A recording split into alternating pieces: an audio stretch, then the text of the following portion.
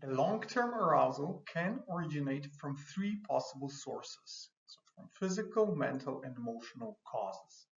We'll look at each one of them individually in the following lessons. Physical causes are pains, tinglings, cramps, spasms, itches, and similar body sensations. Their possible sources can be activities or environmental factors, improper sleep positions, or problems related with health, genetics, or age. Treatment is pretty straightforward. You need to determine the source and then prepare the treatment as straightforward as possible. The second source of arousal at chronic insomnia is any mental activity that increases your arousal to the point that you are unable to fall asleep. I've listed some possible indirect and direct examples what those might be. The more such thoughts have a grip on you, the higher is the negative impact on sleep. So the goal is that you find a way to not care about them, to be the complete peace with such thoughts and not feel threatened by them. Being at peace with insomnia does not mean that you won't do anything about it. No, it just means that you stop beating yourself up, stop bullying yourself, and thereby breaking the negative arousal spiral that got you to be in this situation in the first place. Now, this is easy to say, but hard to put in practice. Why? It is because the whole notion of thoughts is that if they are in your mind, they must be true, right? Well, let me tell you something. Thoughts are not necessarily a truth. Biologically, there are connections that our brain triggers and are brought into the conscious awareness. So if you want, you can come up with a number of completely made up, illogical, irrelevant, and untrue statements. And you know this. So why you don't trust those, but you trust the others? And you can shape each thought how you want it. You hold the steering wheel. And here are some possible thought handling methods I recommend to choose based on how they fit with your personality. This is to help you reshape the thoughts you are currently having. The first method is called total acceptance. This is a very straightforward method. Accept that you have insomnia and everything that comes with it. Be completely accepting. So meaning sleeplessness, tiredness, boredom, irritability, thoughts, everything. This is who you are currently. Remember to put a time limit on it because otherwise you will turn out to be hopeless. But also on the other side, you were without it once. And in one day, you will be without it as well. So yeah, accept it is what it is. When exactly you will be at this moment, yet it doesn't matter. Why? Because stressing about it and thinking about it just doesn't help. You've tried it and yeah, you know how much it helped. So a good starting point how to practice this acceptance policy is that you add to every thought just a simple suffix, and that's okay. For example, I want to sleep now, and that's okay. Why can't I sleep like everyone else? I don't know, and that's okay. I feel so alert, and that's okay. Do you see how the method works? It's a good starting point to calm yourself down. And by doing this, you take the power out of the thought so that they do not activate you as much. Right? I hope you've noticed this when I was giving some examples. You can try it on your own as well. The second possible method is to try finding positive sides of the insomnia. You may say positives. There's no positives in the insomnia. Well, let's do a mind shift. That's the whole exercise here. We're doing mental training. We're looking at the different viewpoints and changing how we're thinking. And the only way how you can do this is to look from different angles. For example, positive sides of insomnia, having time for yourself, being like the greatest geniuses in history, like Napoleon, Leonardo da Vinci, Nikola Tesla, or even today's celebrities or CEOs. Right? There's a positive side to that. You can even go a step further And you could come up with jokes about your automatic thoughts and the current situation. Why? Because positive attitude is never sleep hampering. If you sincerely joke about something, you cannot remain tense, agitated, and negative about it at the same time, right? The jokes relax you, right? They are on the opposite side of the serious, threatening, or bullying thoughts and situation. And relaxation is, you guessed it, it's good for sleep. So joke about it.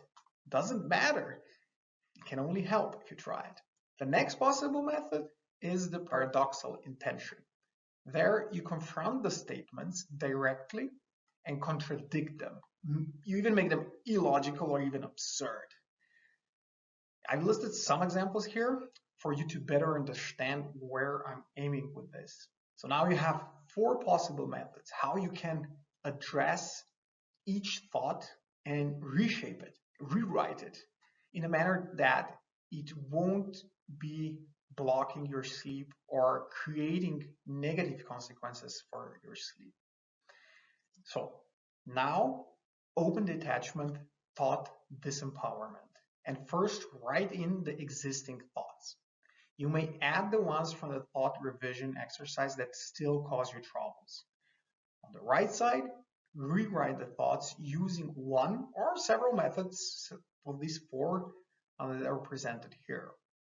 Then shape the new thoughts in a manner so that you disarm their power over you completely.